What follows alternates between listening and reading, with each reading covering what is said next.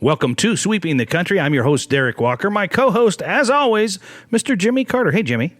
Hello. I don't even know where I think we need to go today. I did see something that was. I mean, it got to me. Okay. Because it really talked to me, and what it is, it was a survey, and surveys and polls, well, you have to take those with a grain of salt. But this one, and I'm going to give you the gist of it. Okay, go ahead. The gist of it is 48% of people in America said that they really weren't having much fun in life these days. Life was not as fun as it used to be. Mm-hmm. And fun is a lot of stuff. What does it mean, fun? And it hit me and said, if somebody asked me, did you have fun today? I said, yeah. Well, I would say today I did. Mm-hmm. I had lunch with 4 or 5, I think I remember how many people were there, of friends. And that's not normal, but that was a fun thing to do. Yeah. And I worked this morning, and I really enjoy work. So to me, that's fun. Mm-hmm. But so I've had a little bit more fun than I would normally have on a regular day. But what is fun? And I said, every day I'd look at, what did I do fun the day before?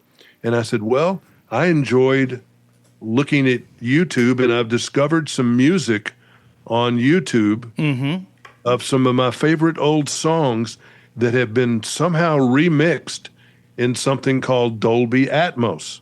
And it sounds like you're in the studio with them. Wow. For things like Don't Worry Baby, the Beach Boys, and Mrs. Brown, You've Got a Lovely Daughter from Herman's Hermit. I mean, these old 60s songs. What's it called again? Atmos? Well, Dolby Atmos is kind of like, all right, first of all, when I met this one song, all I had was a speaker in the front of my car, okay? And that was mono speaker, AM radio. I remember those days. Later, I met that song, Don't Worry Baby, as a song in stereo on my record player. Which was fantastic. Which was certainly better than the AM speaker, coming out of the front of my car. Right. And then later in life, somebody put this stuff on CD, and it sounded great when they remixed it again for CD, although it cuts the highs and the lows out. So later on, they all keep coming out with cleaner and better versions of some of these songs that were, say, recorded in the 60s. Mm-hmm. When you saw the movie Get Back, not whenever it was, 2 years ago or something now, they had gone in there with AI and cleaned up all this footage and made it look like it was just shot. And they cleaned up all the audio, made the music sound, you've never heard it so good. Mm-hmm. And it's the same music, but it's been remixed where they put different frequencies in different places, and it's meant for surround sound, but it works on 2 speakers and works at other things. I've run across a few of these songs that have been remixed, and I'm saying, my God, I've never heard these songs sound so great.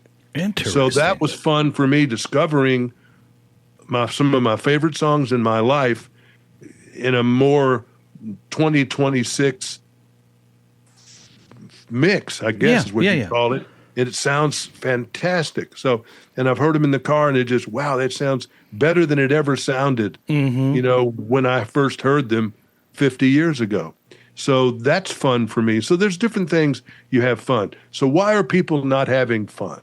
That's a good question, because before you get into that. I've got it. Okay, I've got the answers. All right, go ahead. Okay. Go ahead. All right, the answers are, many times people say cost. They can't afford to have fun. And that is, I'm looking right here at this sold-out Alan Jackson concert in Nashville at the stadium that just added George Strait and Lainey Wilson. Oh, my gosh. And the cheapest SeatGeek ticket is $443 in the nosebleed section way up high in the stadium, which you've got to be a crazy person to want to pay that kind of money to sit up there. I sat up there for once. I would never do it again. Mm-hmm. You're so far away. Everybody is smaller than if you put your left hand out right now and you look at your fingernail, your smallest fingernail, that's how big the people are at most. And the sound is swishing around up there and doing all kinds of games. And it sounds terrible, looks terrible. It is terrible. And so you don't want to do that. The most expensive seat for this Alan Jackson concert that we found at SeatGeek was $7,500. Wow. I'd have to go on vacation with Alan, and have him sing to me every day and in the morning and every other time for $7,500. No, I agree. And so that's crazy. So, yes, regular people cannot have fun like they used to going to concert. But isn't that subjective? I mean, you gave me your list of fun things you liked, right? And if I tell you mine, because mine's going to be different, but a lot of the things between you and I are going to be similar, but I might say something fun for me costs absolutely nothing, and that is pitching a tent on the side of a mountain that has a stream. That's fun to me, and it's free. Okay, that's fine, and that is, but a majority of the people in the country don't feel that way. But I mean, they go to concerts, they go out to eat, true. Okay. They go and do other things. But so yes, that didn't cost me anything extra to look at YouTube, for that matter. But I can't afford to go to that Alan Jackson concert. Yeah, I can't either. I'm not going to spend my money that way. I tried to get to that. By the way, I was in the lobby for an hour and it booted me out the day they went on sale. And I just gave up. I just said, I'm not going to spend that much time doing it. But yeah, I get it. But I just wonder what the criteria. So let me keep going here. We're not through. So you've got cost, and that is a big thing with most people in the country right now. That's the 48% that are not having fun because they feel the way that they're not making more money. Things are costing more. Yeah. The economy and money has got, and that's what James Carville said to every politician. It's the economy, stupid. It's the number one thing that cost people elections. It's the number one thing that affects people's lives the most. Sure. Is money. Immediately, whether you've got too much of it or whatever. All right. Another one is a shrinking social circle. That's been going on for a while. You had a lot of friends when you were a Cub Scout or a Boy Scout. You had a lot of friends in junior high. You had a pretty good number of friends that maybe they weren't that great, but you called them your friends. Yeah, sure. You knew acquaintances, people you ran into at football game, whatever.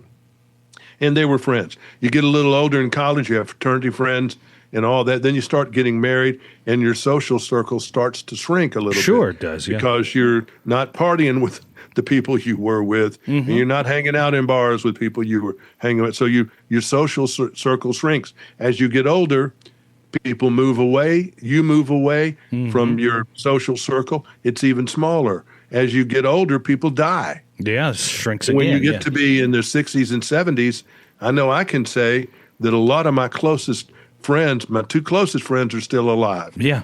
But many of my closest friends have passed away. Yeah, I could see that. My closest friends have passed away. And so that keeps me from having a certain degree of fun because my social circle has shrunk. Yeah. And then there's just other things like that keep people. But we've got to take a proactive area. You've got to have fun.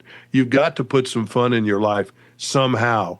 You just got to do it. You've got to take control of your happiness. In some cases, you have to plan your fun. You get so much work going on. I mean, like I took that vacation, whatever. It wasn't really a vacation. The 5,400 mile. But was it fun around the country? At times, it was very fun. Yeah, so it wasn't so much fun toward the end of it when we had 1,400 miles to go, and I was ready to get home. Yeah, no, I get that. Fun stuff was pretty much, we'd done all the fun stuff we were going to do, and now it was work trying to drive home. So that wasn't too much fun. But even then, we found things to be fun. And they were just sometimes more fun than others. I think you're tapping into a vein, at least with me, to a certain extent. As when you're talking about people having fun, and I think, well, the economy's tough, things are expensive. There's a certain level to me of depression, and I don't mean it in the psych sense, although it could be. I just mean of just an overall looming kind of heaviness, right?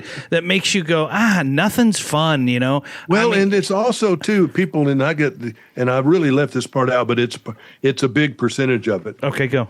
As you grow older, your health gets worse. Yeah, that ain't fun. Whether it's a back problem, a leg problem, sleeping problem, whatever it is. That's true. Yeah. Your parts start to wear out, and you can't do what you did. I miss very much going to just ad lib and just saying, "Oh, I'd like to go do that today," and drive over to say Atlanta and go to Atlanta Braves game. I can't do that anymore because my back won't let me. Yeah. Okay, I found out in Vegas. I found out in Vegas the hard way that I can't stay in those big hotels that you've got to walk 100 miles to get to your room. Boy, you do have to walk. I can't do that. That hurt. Yeah. And that hurt Interesting. bad. It's interesting. And so I've got to plan things. Okay, well, I need to stay at this, like a home-to-home in the Hilton, those kind of things, where I get to park. I don't have to walk really far. Mm-hmm. You have to plan your life where you're not, for your health. But your health, the cost of doing things, your shrinking social circle are really big, real things. And as you get older, life gets more complicated, but it also gets more simple in some ways, but it gets also more complicated because of things that you can't do. So you've got to carefully work out. I don't know. Can you still go out there and pitch a tent like today, like you could have done 20 years ago? Well, absolutely not. But I graduated from a tent to a small trailer now. But I will say, and part of that was I don't want to sleep on the ground, and that's part of what you just said. Is it hard for me to get into an overland trailer with a door that's 3 feet off the ground? Yeah, it is hard for me to do that. I still force myself to do it, and I somehow enjoy it, I guess. But there will be a time, probably sooner than later, that I may not enjoy that anymore. And you hear about people all the time, retirees that are our age, your age, whoever's age, that get a motorhome and go across the country. Yeah, I know people doing it. I know of a couple right now doing that. Yeah, I mean, it sounds fun. They're on their second trip since retirement. Do they love it? West again. They sound like they do when they post, and they're seeing bears and Yellowstone and doing all that. Yeah, but again, you've got to have a certain amount of financial. That's true. That is true. To be able to go do that. I mean, that trip that Ted and I took is pretty expensive. Yeah, well, thousands of dollars it took to have that fun. Yeah, and we had planned for it and did it, and luckily we did half and half, and so it made it more affordable to do. But, I couldn't have just run out there and done what we did. I would say to the people that say, money can't buy happiness, and that's a phrase that's been going on forever, but it can make life less stressful sometimes. Money can't buy happiness, but it said, this is what Bear Bryant said. Okay. He wrote a book called Winning Isn't Everything, but it beats whatever comes in second. It's true. I mean, it really is true. And money isn't everything, but it beats whatever comes in second. That's true. So that is a huge part of it. If you're on a very limited budget and you're just trying to eat, every night, what are you going to do for fun? And the economy is tough right now. There's no question. Everything's expensive. So you find things like television shows over free TV. Yeah. You find things like listening to the radio. Yeah. Little things that we used when we didn't have any money. Yeah. When we were 13 or 14 years old and we didn't have a quarter. That's so funny. So we had fun. Then we had a lot of fun. Yeah. We went outside in the yard and played with the dog. Yeah. We rode our bicycles somewhere. We listened to the radio when we were supposed to be asleep. Right. We did all those things that were fun. Our whole life was about being fun because we didn't have any responsibilities. That's true. But as you get older, you can still have fun, but you've got to make an appointment with fun. Ooh, that's an interesting thing. And that's what I did on this last trip. And I made an appointment with fun. And, and it was, I'd say 80% successful. Yeah. I'll take an 82 on a report card at school. Any day. And there were parts of it that were more than that. But it's just with everything comes something else. Mm-hmm. And, I'm just not going to spend. I can afford it, but I'm not going to afford a $500 ticket to see Alan Jackson. Right. I saw Alan a bunch when he was getting out there, and I've been to a bunch of these kind of shows. Right. I went to the very last one for Loretta Lynn. I went to the very last one for Kenny Rogers. Mm-hmm. I've done a lot of these things over time, and they are fascinating and they are interesting when they go out and do it. But, if I'm, unless a ticket fell in my lap, but I think I'd still have trouble with my back trying to walk 1,000,000 miles and they would be very tough. You said something interesting, and I think part of it is age, part of it is money, part of it is depression or not being depressed and what's fun to you and what's not fun to you. But you think about it, you said make an appointment with fun. As you get older, you got to make an appointment with fun. I know some young people that need to make an appointment with fun. Absolutely. A lot of younger people, I don't know that they think about it as much as you and I would think about it. We're on a limited time frame. We all are, but our time is less than the 20-somethings, right? Yes. Most of them. Yeah, if all goes well. If all goes well. And those people that are working their fingers to the bone. Kevin O'Leary, Kevin, recently said something that people that want a work-life balance, I hope they work for my competitors. And I thought to myself, this work-life balance thing's much crap. Well, I thought to myself, some people love what they do, so it's not a thing. But some people hate what they do. If you're really going to be successful and not just be a widget, you got to put in the time. You're going to be in a career, if you can do that you would pay them to be in. Yeah. I mean, that's true. I would have paid if I had to. I mean, because they sure weren't going to pay me, but it wasn't worth anything some of the time. But most of the things I've done in my career, I should have paid them for the privilege of being able to do it. Wow. Talk about a job with fun. I just started thinking think of one thing you did, in your life that was fun at work. Well, I could think of a million things in fun. Yeah. I'm thinking right now that I just got in the back of a golf cart and I rode up the hill at Alcatraz with Sean Connery and his wife. Because he called me over to the golf cart. Who else? And we walked through Alcatraz together, just me and Connery.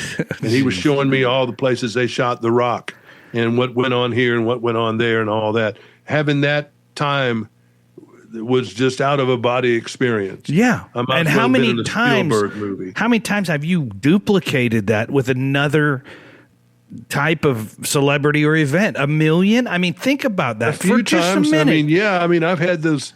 Yeah, to be you on sit stage down with Dolly Parton.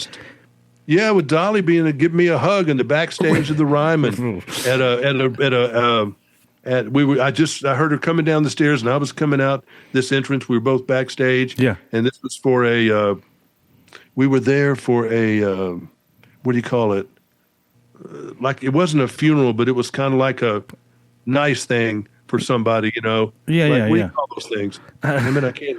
It's not it's a celebration of life, but it's a celebration of life. Okay, that's what it is. Okay. And so I heard her coming downstairs, and she just gave me for my friend Buddy Killen. Yeah, actually, and she gave me a big bear hug, and it was just so nice. And we over the years have always enjoyed seeing each other, and she always treats me so nicely, and that's an out of body experience to have a knowledge where somebody cares about you and says nice things about you.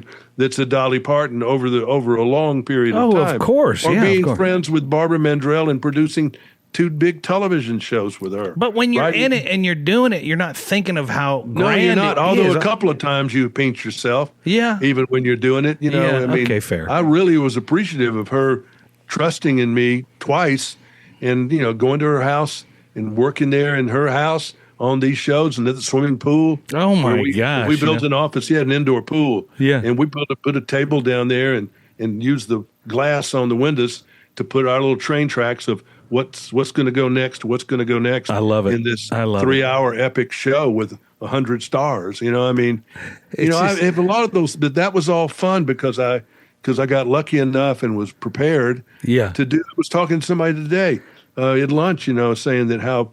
I don't know how we got on this subject, but I was saying what a professional somebody like Art Linkletter was, who was a great television presenter, show producer and all that, how I'd worked with him and Captain Kangaroo. Golly. Oh, I remember I'd done specials with them, with both of those people intimately and did primetime specials with them. Yeah. And how big of stars they were, but they were great pros to work with. Yeah. Just collaborators, just wonderful, wonderful, wonderful people.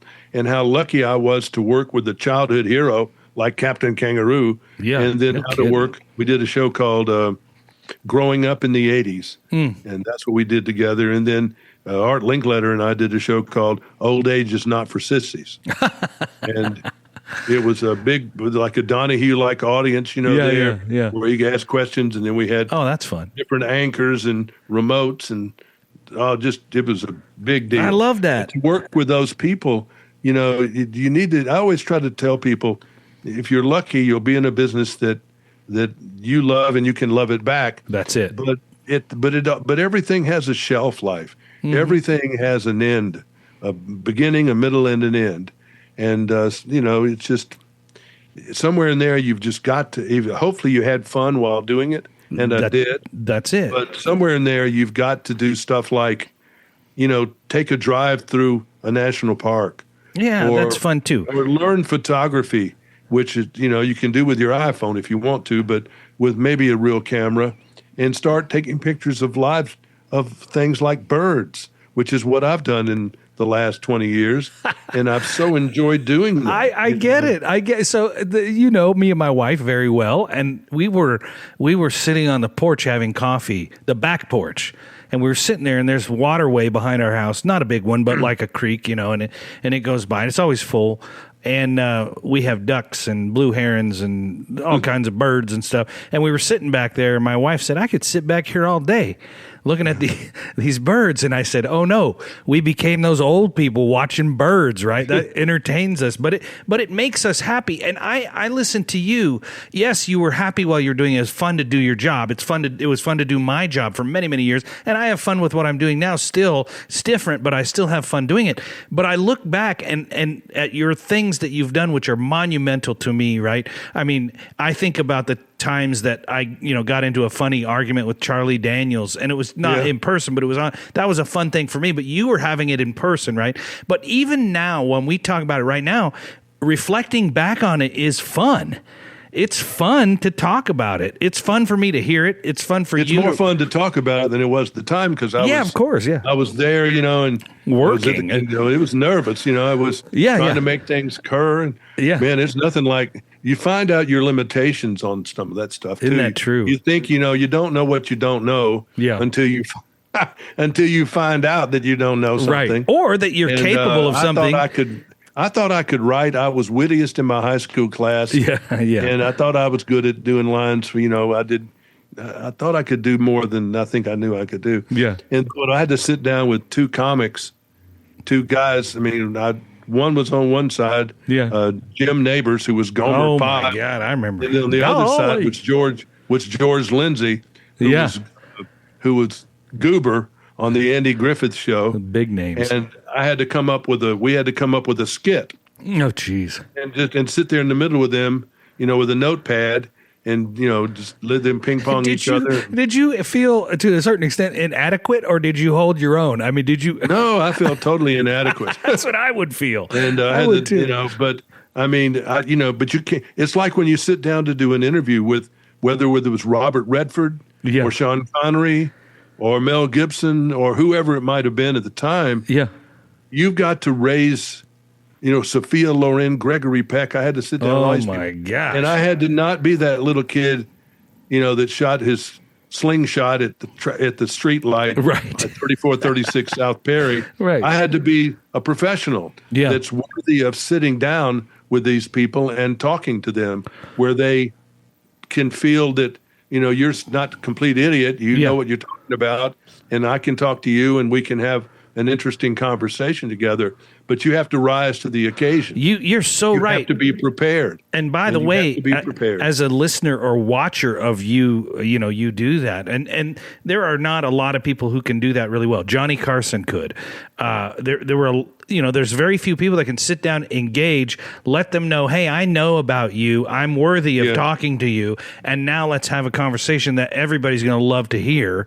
And that's not easy to do, but you rise to that occasion. So I think sometimes you're like, what you think you weren't capable of, you became capable of. You can deep down, you find things, if I tell anything to people, if I had to do one thing in my life, I don't think I wouldn't, because everything's connected to everything else. Yeah. So I don't think I would change a lot about things, because if I change this, it would change that. It's like on Star Trek. Right. Like if you do this that needs to be done, you're going to screw up a whole bunch of other stuff. Right. All those time traveling movies. Yeah. Yeah. So you don't want to do that. But if I did anything wrong, I didn't aim high enough. Wow. That's interesting. I found myself, okay, you're here. So what would it have taken to go to this next level? And in some cases, I wasn't prepared because of just geography or, I mean, there was at ABC Sports, for example, they love to hire people from Ithaca College in Syracuse because they're New Yorkers. And they just geographically fit better with the union people and the folks that were there. Okay. But in some cases, they had a friend of mine who was Greek and another guy was something else. But it's just you got to see how the puzzles fit together. And sometimes your piece does not fit into that puzzle.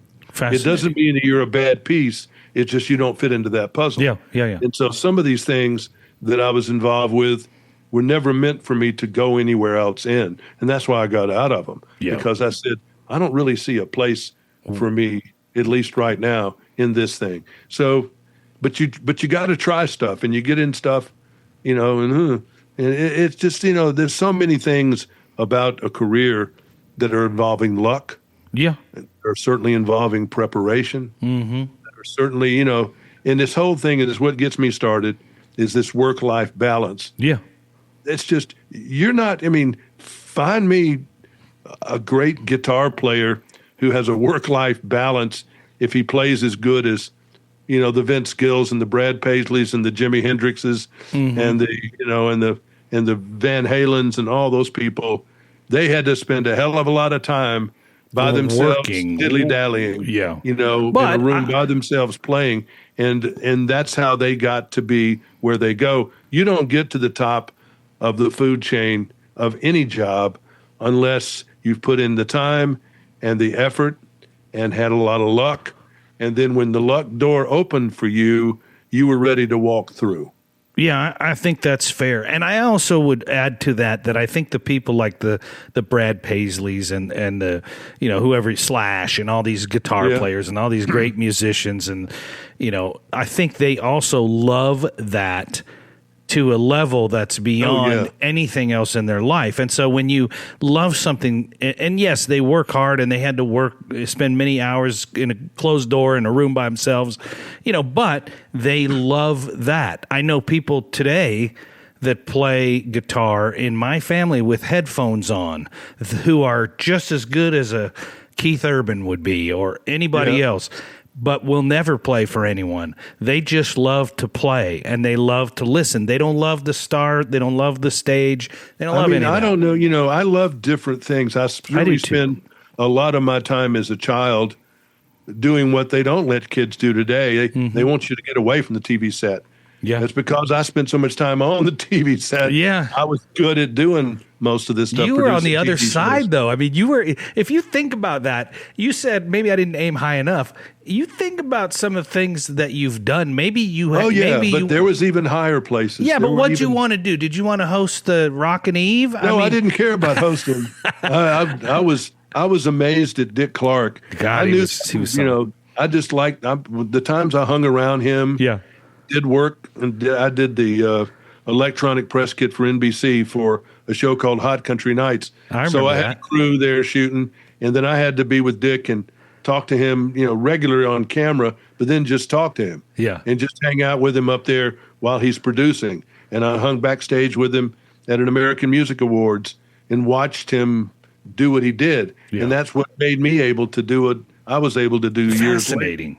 But you learn by watching somebody. In some cases, you just need a model to look at and watch how they did things.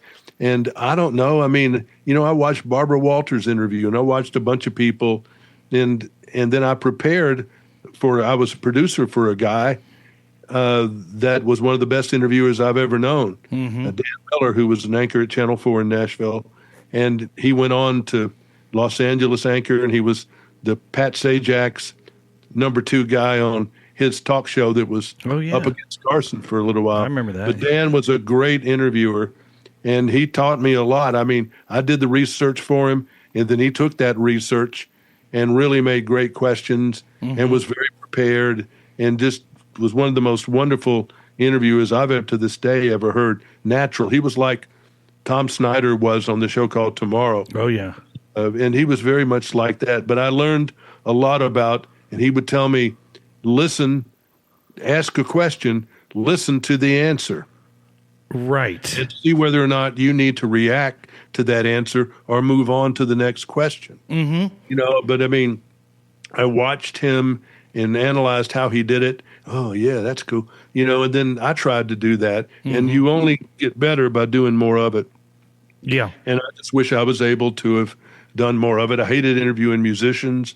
They're terrible interviews generally. Some of them. You can't talk about music. You really can't talk about music very much. Yeah. And an actor, it's very hard to talk about your movies because all you did was go in there and memorize what somebody else had written. The best people were the directors to interview because they had an overview of the whole thing and they understood the whole thing. So the directors, like interviewing Spielberg, that I've done 5 and 6, 7, 8, 10 times, I don't know. Yeah. I mean, it's sitting down with him, it was a great experience because I knew he could go anywhere on this. Yeah. It was great. And same way with George Lucas, and who's not a great interview, but he was good enough. And all these other people like that were great. The actors can be great, but sometimes it just depends on what you're getting them to talk about. It's funny because we did a Larry the Cable Guy. He ended up being on our show quite a bit on our radio program for 30 minutes at a time, which for a morning radio is a long haul. 30 minutes, no commercial. He's a good guy too. He's an easy person. He's easy, but what did it with most of the ones that I can remember, and Larry the most that I remember, is they got out of character and we started talking about their personal life, which a lot of people don't really share a lot about, but if you know a little about it and you can get a little out of them and start having a conversation, it's interesting, to talk to Larry the Cable Guy about his comedy tour, which you got to do because that's why he's on with you, but he does that on every station from here to China, every day. So the answers are all the same. The questions are all the same. So to get out of that, and that is something, if you don't know, you can go to AskJimmyCarter.com. You can see a lot of these interviews on YouTube. You can hear them on this show too, but it's fascinating to listen to that. And you brought up the Spielberg interview, which was our biggest one ever. I don't know how it is with your YouTube channel. It was? Yeah, for us, for the podcast, it was one of the biggest listening groups ever, for that. People love that. And you brought that up as it was a great interview, and it really was. So if you haven't heard it, go back and listen to it. But if you want to see it, go to AskJimmyCarter.com and go to the YouTube channel. And there are hundreds and hundreds and hundreds of great interviews. But I guess overall is about, your career should be fun if you can, if you're lucky enough. Yeah, I agree. Not everybody can. I mean, some people have to work in a factory, and hopefully you enjoy putting things together. But you just try to do what you can to have some fun in life, and try to not watch the news as much. Boy, that helps. I've cut it out. I have too. I haven't watched the news in the last 2 days, and I have to get away from it for a while, every once in a while, because it's so depressing. The Iran thing is depressing. Trump is depressing. Even though he's doing some things that a lot of people like, the tension that comes from him, is just a Trump fatigue syndrome, it's called. Yeah, there's Trump derangement syndrome. There is Trump derangement syndrome, and there are a lot of people affected by that. Jimmy, there is news fatigue syndrome. But there's news fatigue, and I'm there's Trump tired. fatigue. Yeah, because he exhausts people. Yeah, if you really are starting to ride the horse and following every little thing he does, he's exhausting. Yeah, and it's just sometimes I just have to walk away from it because you can just say, "Wow, where's all this going? What are we going to do?" Never ending. It's never ending. And you brought that up, and it's important. You walk away from the news for a week or 2 weeks, and you come back, and guess what? It's the same. Identical. And there's just things going on in the world. I mean, I'm a news guy, and I'm still keeping up with what's going on. I know that there was an explosion at a factory in the paper factory in Washington, and and I know what's happening, but it's just still sometimes you just have to take a break. Yeah, from it. Sometimes you do just for your own psyche. And I think it's good sometimes to stop for a minute and be thankful for what you've got. I am. And that's one of the things I want to try to do. I do. Is I want to go spend some time with my grandchildren, more than just, 5-10 minutes. I want to go up for a couple of days. Yeah. And be around them a little bit and see how that goes. It's tough to do that, but I want to do it. And there was a time we sat around the table when we still had our kids were, not over 18 or 20 moved out. We'd sit around the table, and right before we would say the blessing or eat or whatever, we would say one good thing. And one good thing that happened today. Give me one good thing. That I don't want to hear about anything bad that happened. Just give me one good thing. And we'd go around the table, and then we'd eat. And it turned into a thing, and we still That's a great thing. That's a good thing. I like it too, and we still can do it. Hey, don't talk like that. Give me one good thing. What happened? Give me one good. I know today was rough, but give me one good thing. But when you were younger, people say, I don't have this and I don't have that when they get older. Yeah. And older can be any age, but go back when you were in the single digits, if you can remember any of those. That was a long time days. ago. And I remember playing with roly-polies. Oh, those little bugs? And I remember after a rain, I would go out in the front in the curb, and I'd block up the water and create a dam like a beaver and see how much water I could back up that goes out in the street, and then let it go, and the water would stream down. Hey, that still happens. I was driving not too long ago. We had a little rainstorm, and there were two boys, and they were playing on the sidewalk. It was a busy street, so I don't recommend. And they had sandals, and both boys had taken sandals off and put them in the drainage area. to dam up the water. To dam up the water. And one of the sandals got away and went into the drainage down below. But they were laughing and having a good time. So, I mean, they're out there doing it. Some are, good. A little bit. And I remember that. I just remember. Yeah, it was That's good. Weird. I hadn't thought of it in probably 70 years. But, I mean, I used to do stuff like that. And I remember, just climbing a tree in the backyard. Yeah. And going up kind of high. And I remember putting a flag up there one time. Yeah. Fun stuff. That my neighbor had cooties. I made a cootie flag. And that was a little controversial, but I drew up a bug on it saying she had cooties next door. The truth is you were in love with her, probably. Probably. Yeah, it's probably that. You have cooties. Okay, I want some cooties. But, you remember things that you found a way to have fun. Yeah, so that's good. You didn't have the resources or anybody else, Yeah, find a way. You find a way to have fun. And it's just a big, big, important thing in all of our lives to take the time to have fun. Golly. That's well said. I don't even know what to add to that until we do it again next week, and we'll have fun doing it. I'm Derik Walker. He is? I'm Jimmy Carter. Good day. Good day.